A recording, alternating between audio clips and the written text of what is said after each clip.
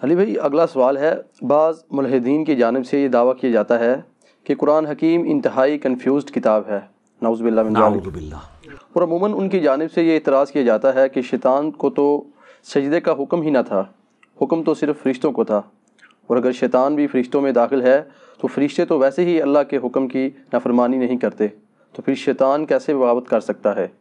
قرآن حکیم میں اس واضح تضاد کی کیا جسٹیفیکیشن دی جا سکتی ہے؟ دیکھیں، اس طرح کے کئی تضادات آپ کو بظاہر نظر آئیں گے، وہ تضادات نہیں ہوتے۔ میں نے پہلے بھی بتایا کہ قرآن ایک پوری ڈاکٹرن ہے، اس کو آپ دنیاوی ایک مثال سے سمجھیں۔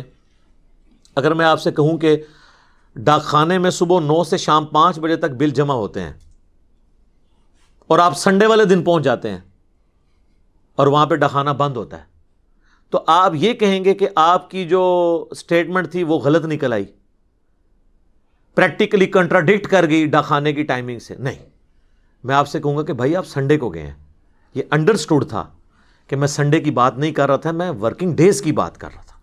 ایسا ہی ہوتا ہے نا۔ اس طرح قرآن میں بھی جب کوئی بات کی جاتی ہے تو وہ ہر جگہ اس کے سارے رولز کلیئر نہیں کیے جاتے، لیکن وہ کتاب میں موجود ہوتے ہیں۔ جیسے کہ عام لوگوں کو یہ رول پتہ ہے کہ سنڈے کی چھٹی ہوتی ہے، تو اب یہ اگر میں اپنی ورڈنگ میں بتاتا بھی نا، تب بھی آپ نے اسے انڈرسٹوڈ کرنا تھا، یہی تھا نا۔ تو قرآن میں بھی اللہ تعالیٰ نے مختلف جگہ پہ مختلف رولز بتائے ہوئے ہیں۔ یہ بات درست ہے کہ قرآن پاک میں قصہ آدم اور ابلیس کم از کم 7 دفعہ تو آیا ہے ڈیٹیل کے ساتھ، سورۃ البقرہ میں، سورۃ الاعراف کے اندر، سورۃ الحجر میں، سورہ صاد میں، سورہ بنی اسرائیل کے اندر، سورۃ الکہف کے اندر، سورہ طٰہٰ کے اندر۔ ان میں سے 6 جگہ پہ یہی ہے کہ اللہ تعالیٰ نے حکم دیا فرشتوں کو تو سب کے سب سجدے میں گر پڑے سوائے ابلیس کے۔ اس نے تکبر کیا اور گمراہوں میں شامل ہو گیا، کافروں میں شامل ہو گیا۔ لیکن ایک جگہ ساتھ آیا ہے، کان من الجن ففسق عن امر ربہ، وہ ہے سورۃ الکہف کی آیت نمبر 50۔ وہ جن تھا، اس لیے اس نے اپنے رب کی نافرمانی کی۔ باقی 6 جگہ فرشتوں کے اندر ہی اللہ نے اسے شمار کیا ہے، اس لیے کہ میرے بھائی 50 کی کلاس میں اگر 49 میل سٹوڈنٹ ہوں اور 1 فیمیل سٹوڈنٹ ہو، اور کلاس کا ریپریزنٹیٹو سی آر اگر یہ کہے کہ بوائز سٹینڈ اپ، تو اس کا یہ مطلب نہیں ہوتا کہ وہ گرل جو ہے اس نے نہیں کھڑا ہونا اس کے استقبال کے اندر۔ وہ انڈرسٹوڈ ہوتا ہے کہ وہ بھی شامل ہے ایز اے اسٹوڈنٹ، لیکن اسے کہتے ہیں تغلیب کا قاعدہ، غالب کا قاعدہ۔ غالب اکثریت کس کی ہے؟ قرآن میں آپ اکثر چیزیں دیکھیں گے، احکامات بھی مرد والے سیغوں سے آئے ہیں اکثر جگہ، لیکن اس میں عورتیں بھی شامل ہوتی ہیں۔ مرد کے سیغے کے ساتھ خطاب ہو رہا ہوتا ہے، کیونکہ لٹریچر میں اسی طریقے سے معاملات لے کے چلے جاتے ہیں۔ آپ کئی عورتوں کی شاعری دیکھیں تو وہ مردانہ لینگویج میں ہوتی ہے، اور بعض اوقات جو مرد ہیں وہ نعت لکھ رہے ہوتے ہیں اور وہ اپنے آپ کو عورتوں والی لینگویج میں یوز کر لیتے ہیں۔ وہ اس لیے کرتے ہیں، وہ اپنے آپ کو کم تر شو کرنے کے لیے تصغیر کا قاعدہ استعمال کرتے ہیں۔ میں تے منگتی ہاں، وہ کہتے ہیں یہ منگتا کہوں گا تو وہ ذرا کم گراوٹ ہے، منگتی کہاں تے اور تھلے گراوٹ ہے۔ وہ اتنے ایک ذہن ہے نا کہ عورت جیڑی ہے بہت تھلے ہے، ہم اس ذہن کو نہیں مانتے، ایک علیحدہ سے ایک ٹاپک ہے۔ لیکن عموماً جب بات کرتے ہیں تو وہ مردانہ لینگویج میں بات ہو رہی ہوتی ہے۔ اس طرح قرآن بھی جب بات کرتا ہے نا، فرشتوں کو حکم ہوا تو فرشتوں کے ساتھ اس وقت وہ شیطان بھی تھا تو اس کو حکم تھا۔ اور اس سے بڑی بات آپ بس اتنی آیت تو لیتے ہیں، اس سے آگے بھی تو پڑھیں، یعنی یہ ڈیٹیل سے واقعہ اگر آپ دیکھیں تو سورۃ الاعراف کے اندر آیا آیت نمبر 11 سے آنورڈ، وَلَقَدْ خَلَقْنَاكُمْ ثُمَّ صَوَّرْنَاكُمْ ثُمَّ قُلْنَا لِلْمَلَائِكَةِ اسْجُدُوا لِآدَمَ، یعنی ہم نے تمہیں پیدا کیا، اس کے بعد تمہاری تصویر کشی کی، اس کے بعد ہم نے حکم دیا فرشتوں کو کہ آدم کو سجدہ کرو، فَسَجَدُوا، تو وہ سب کے سب سجدے میں گر پڑے، الا ابلیس، سوائے ابلیس کے۔ ابلیس کہتے ہیں حسد کرنے والا، جیلسی کرنے والا، لم یکم من الساجدین، وہ سجدہ والوں میں شامل نہ ہوا۔ اب یہاں آپ دوسرا مطلب بھی لے سکتے تھے کہ اسے حکم نہیں ہے، تو آگے دیکھیں نا آگے کیا الفاظ ہیں۔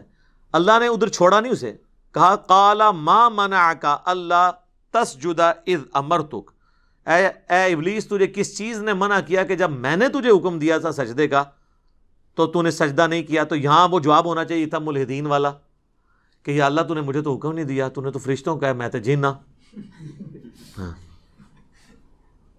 یہاں پہ یہی ہوتا ہے نا یار، ویسے مولویوں سے تو شیطان بھی بہتر ہے اس حوالے سے۔ آپ مولویوں سے بات کریں نا، بات کرتے کرتے آپ کو لفظ غلط بول دینا، آئی نہیں، اگر آپ کہہ دینا کہ جی میں فلاں عالم کی بات نہیں، بیٹا عالم نہیں ہوتا، عالم ہوتا ہے۔ حالانکہ وہ بیچارہ اس لیے وہ عالم ہی بول رہا ہوتا ہے، وہ عالم کہہ دیتا، کوئی فرق نہیں پڑتا۔ یہاں دیکھیں شیطان نے یہ حرکت نہیں کی ہے، جب اللہ نے کہا تجھے کس چیز نے منع کیا تو مولوی ہوتا تو کہتا ہے یا اللہ تو نے تو فرشتوں کو حکم دیا، میں تو جینا۔ اس کو سمجھ تھی کہ میں بھی اس میں شامل ہوں۔ کہا قال انا خیر من، میں اس سے بہتر ہوں۔ تو اس کا جسٹیفیکیشن دینا اپنی نافرمانی کی یہ چیز ثابت کرتا ہے کہ وہ وہی سمجھ رہا تھا کہ میں بھی اس میں شامل ہوں۔ خلقتنی من نار، مجھے تو نے پیدا کیا آگ سے، وخلقتہ من طین، اور اس سے تو نے پیدا کیا مٹی کے ساتھ۔ پھر یہ آگے پورا واقعہ چلتا ہے۔ تو شیطان نے بھی وہ جسٹیفیکیشن نہیں دی جو یہ شیاطین ملحدین اس کی طرف سے دے رہے ہیں، وہ تو اللہ نے کلیریفائی کر دیا قرآن میں۔ اب رہا کنٹراڈکشن کے قرآن میں آیا ہے مختلف جگہ کے اوپر کہ فرشتے جو ہیں وہ اللہ کے حکم کی نافرمانی نہیں کرتے، وہ وہی کرتے ہیں جو اللہ ان کو حکم دیتا ہے۔ تو پھر شیطان نے کیوں نافرمانی کی؟ تو یہ فرشتہ نہیں تھا، وہ سورۃ الکہف میں آ گیا کان من الجن ففسق عن امر ربی، وہ چونکہ جنوں میں سے تھا اس لیے اس نے اپنے رب کی نافرمانی کی۔ لہذا یہ دونوں سٹیٹمنٹس کو جوڑیں تو اینڈ رزلٹ یہ ہے کہ قرآن میں کوئی کنٹراڈکشن نہیں ہے، وہ دونوں باتیں بیک وقت اپنی جگہ پہ درست ہیں۔ فرشتے نافرمانی نہیں کرتے، سارے فرشتوں نے سجدہ کیا۔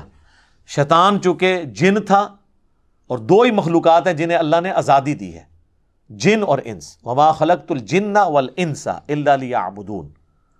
جن اور انسانوں کو اللہ نے اختیار دیا ہے اور وہ اپنی مرضی ایگزیکیوٹ کرتے ہیں، فرشتے اپنی مرضی ایگزیکیوٹ کر ہی نہیں سکتے۔ تو چونکہ وہ جن تھا اس لیے اس قسم کے کئی کنٹراڈکشن آپ کو قرآن سے یہ لوگ دکھائیں گے، اس لیے کہ آپ قرآن آپ نے کبھی پڑھا ہی نہیں، قرآن پورا ٹوٹیلٹی میں پڑھو۔ بڑا ایک مشہور ہے اعتراض، آپ کو اکثر ہماری تو یہاں اتوار کی مجلس میں ہر دوسری تیسری مجلس میں یہ سوال ہوتا ہے، جی وہ سورۃ البقرہ میں آیا کہ یہودی عیسائی بھی جنت میں چلے جائیں گے، تو یہ کیسے پاسبل ہو گیا جبکہ نبی الاسلام کا انہوں نے انکار کیا ہے؟ اور صحیح مسلم میں حدیث ہے کہ نبی الاسلام نے فرمایا جس یہودی عیسائی نے میرے بارے میں سن لیا مجھ پہ ایمان نہ لایا وہ جہنم میں جائے گا۔ تو ہم کہتے ہیں میرے بھائی ذرا سورۃ البقرہ پڑھ بھی تو لو، وہ رزلٹ یہ نکالتے ہیں کہ ایمان بالرسالت ضروری نہیں، عقیدہ توحید اور آخرت کافی ہے۔ تو یہ سورۃ البقرہ کی آیت نمبر جو ہے 62 ہے، آپ یہ پڑھ کے تو دیکھیں تو آپ کو پتہ چل جائے گا کہ یہ تو بات اس طریقے سے ہے ہی نہیں جیسے آپ سمجھنے کی کوشش کر رہے ہیں، اور یہ پوری ڈاکٹرن آپ کو کلیئر کرنی ہوگی۔ ان الذین آمنوا والذین ہادوا، بے شک جو ایمان لے کر آئے اور جو یہودی ہیں، والنصارى اور جو نصرانی ہیں، والصابئین اور جو صابی ہیں، اس سے مراد ستارہ پرست نہیں ہے، یہ دین ابراہیمی کی ایک شکل تھی۔ من آمن باللہ، جو ایمان لے آئے اللہ پر، والیوم الآخر اور آخرت کے دن کے اوپر، وعمل صالحا اور نیک اعمال کر لیں، فلہم اجرہم عند ربہم، تو اس کے رب کے پاس اس کے لیے اجر ہے، ولا خوف علیہم ولا ہم یحزنون، قیامت والے دن نہ اسے کوئی خوف ہوگا نہ کوئی غم۔ تو کہتے ہیں دیکھیں اس میں آیا کہ اللہ پر ایمان اور آخرت پہ ایمان کافی ہے، بس رسولوں پہ ایمان تو کہیں ذکر نہیں۔ سر مجھے یہ بتائیں کہ یہودی کون ہوتا ہے؟ جو اللہ اور آخرت کو مانے یا حضرت موسیٰ کو بھی مانے؟ موسیٰ علیہ السلام کو بھی مانے، تو ایمان برسالت تو اس میں شامل ہے۔ نصارہ کون ہوتے ہیں؟ جو حضرت عیسیٰ کو بھی مانے۔ صابی کون ہے؟ جو حضرت ابراہیم علیہ السلام کو بھی مانے۔ ایمان والے کون ہیں؟ جو محمد رسول اللہ کو بھی مانے، باقی پیغمبروں کو مانے۔ تو یہ ان الفاظ کے اندر موجود ہے، یہ انبیاء کے نسبتوں کی وجہ سے ان کے یہ نام ہے، تو ایمان برسالت تو اس میں موجود ہے۔ وہ کہتے ہیں جی یہ تو پھر اس کا تو مطلب یہ ہے کہ پھر آج کی ڈیٹ میں بھی کوئی یہودی عیسائی ہے وہ چلا جائے گا، جی اس صورت میں جائے گا جب نبی الاسلام پہ ایمان لے آئے۔ وہ کہتے ہیں یہ تو اس میں نہیں لکھا۔ تو سر اس میں نہیں لکھا، لیکن یہ بات جہاں سے 5ویں رکوع سے سٹارٹ ہوئی ہے وہاں تو پہلی بات ہی ایمان برسالت کی ہوئی ہے۔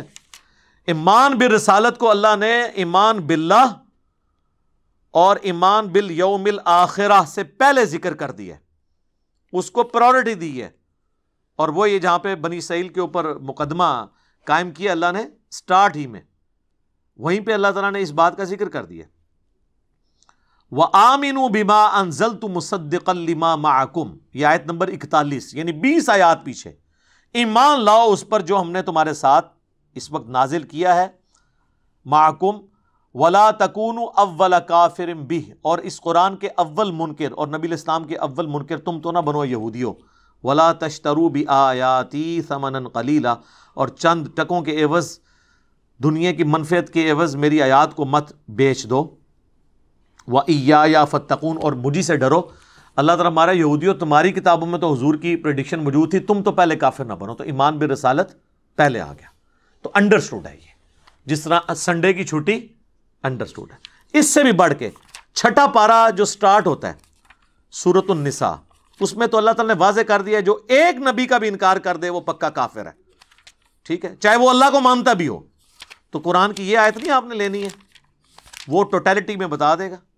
ان الذین یکفرون باللہ، جو لوگ بے شک کفر کرتے ہیں اللہ کے ساتھ، ورسولی، اس کے رسولوں کے ساتھ، ویریدون، اور یہ چاہتے ہیں، ان یفرقوا بین اللہ ورسولہ، کہ ایمان لانے میں اللہ اور اس کے رسولوں میں فرق کرتے ہیں، ویقولون، اور وہ کہتے ہیں، نؤمن ببعض، ہم بعض پہ تو ایمان لائیں گے، ونکفر ببعض، اور بعض کو چھوڑ دیں گے، ان کا کفر کریں گے بلکہ، ویریدون ان یتخذوا بین ذلک سبیلا، اور وہ درمیان کا راستہ نکالنے کی کوشش کرتے ہیں۔ یہودی کہتے تھے ہم سارے بنی اسرائیل کے پیغمبروں کو مانتے ہیں سوائے عیسیٰ ابن مریم کے اور محمد رسول اللہ کے صلی اللہ علیہ وآلہ وسلم۔ عیسائی کہتے ہیں ہم سارے پیغمبروں کو مانتے ہیں انکلوڈنگ حضرت عیسیٰ ابن مریم سوائے محمد رسول اللہ کے۔ تو اللہ نے فرمایا جس نے یہ اپنی مرضی کی نا، چاہے وہ اللہ پہ ایمان بھی لاتا ہوا، اولئک ھم الکافرون حقا، ایسے لوگ کٹر کافر ہیں، وَأَعْتَدْنَا لِلْكَافِرِينَ عَذَابًا مُهِينًا، اور ایسے کافروں کے لیے ذلیل و خوار کر دینے والا عذاب ہے۔ تو سورۃ النساء یہ بتا رہی ہے کہ کوئی اللہ کو مان بھی لے، رسولوں کو بھی مان لے، کسی ایک رسول کا بھی انکار کر دے، وہ کافر ہو جائے گا۔ اب وہ آیت پڑھیں کہ بے شک جو ایمان لائے، چاہے وہ یہودی ہوئے یا نصرانی ہوئے یا صابی ہوئے، جو اللہ پر اور یوم آخرت پہ ایمان لے آئے، ان کو کوئی خوف اور غم نہیں ہوگا۔ مراد یہ کہ وہ انبیاء کو بھی مانتے ہوں، ٹھیک ہے۔ تب اچھا اگلی پھکی ہے کہ اس میں تو پھر کئی اور چیزیں ہیں جن کا ذکر نہیں ہے۔ فرشتوں پہ ایمان، حالانکہ پورا قرآن فرشتوں پہ ایمان کی بھی بات کر رہا ہے، وہ تو اس میں ذکر کوئی نہیں ہے، تو کیا فرشتوں کا کفر کرنے والا بچ جائے گا؟ تو سر سورۃ البقرہ میں آیا کہ جو حضرت جبرائیل کے ساتھ دشمنی کرتا ہے نا، اللہ کی اس کے ساتھ دشمنی ہے۔ ایک فرشتے کا بھی کوئی انکار کرتا ہے وہ بھی کافر ہے، کتابوں کا انکار کرتا ہے وہ بھی کافر ہے۔ تو ہمیں تو یہی بتایا گیا لا نفرق بین احد من رسلی، ہم ایمان لانے میں کسی رسول میں فرق نہیں کرتے۔ تو قرآن کے اوپر جتنے بھی اس طرح کے ٹیکنیکل اعتراضات ہوتے ہیں وہ اس لیے کہ سر آپ نے قرآن پورا پڑھا نہیں ہوتا۔ مجھے پتہ ہے اس قسم کی ویڈیوز آتی ہیں، پھر لوگ ہمیں کہہ رہتے ہیں جی ملحدین پہ اوپر ویڈیوز ریکارڈ کریں۔ سر ملحدین کے اوپر ہم ویڈیوز آلریڈی، میری ایک ویڈیو ریکارڈ ہے ایتھیسٹ اور نان مسلم کے کوسچنز، انگلش سب ٹائٹل کے ساتھ ہے، 40 منٹ کی پوری ڈاکٹرن کلیئر کی ہے۔ ہمارا ان سے بنیادی اختلاف ہے خدا کے وجود پہ۔ جو شخص خدا کے وجود کو نہیں مانتا وہ ہزار اعتراض بھی کرے اسلام کے اوپر، ہم نے جواب نہیں دینا، کیونکہ ہم ان جوابوں کو دے بھی دیں تب بھی آپ کا میرا اختلاف ختم نہیں ہوگا جب تک آپ اللہ کے وجود کا اقراری نہ ہو جائے۔ جس طرح قادیانی ہمارا ہر مسئلہ مان لیں، ختم نبوت میں ہماری بات نہ مانے تو ہمیں اس سے کوئی انٹرسٹ نہیں ہے۔ پہلے ختم نبوت ڈسکس ہوگی، اس کے بعد کوئی رزلٹ نکلے گا تو آگے چلیں گے۔ اسی طریقے سے پہلے المحنت ڈسکس ہوگی، اس کے بعد پھر فقہی مسائل اور باقی چھوٹے چھوٹی مسائلیاں ڈسکس ہوں گی، اختلافنیاں ڈسکس ہوں گی۔ جب بڑا اختلاف ہی سیٹل نہیں ہو رہا تو چھوٹے اختلاف کے اوپر تو ٹائم ضائع کرنے والی بات ہے۔ اور یہ اصول ہوتا ہے، ایک بندہ ہے جسے نزلہ زکام بھی ہے اور پیرلل میں کینسر ہے پہلی سٹیج کا، آپ اس کے نزلہ زکام کا علاج کرائیں گے یا کینسر کا؟ اس لیے کہ وہ دوسری سٹیج میں نہ چلا جائے۔ تو عقیدے کا کینسر ہو جسے، اسے رفع الیدین کرنے یا نہ کرنے کا نزلہ زکام، آمین اونچی کہنے یا آہستہ کہنے کا نزلہ زکام، اس کے اوپر ڈسکشن کرنی چاہیے؟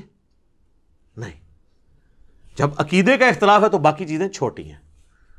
تو یہ ہم ساتھ ساتھ تھوڑے معاملات کو کلیئر بھی کر دیتے ہیں تاکہ آپ کو ان معاملات میں آسانی ہو جائے۔ ٹھیک ہو گیا جی؟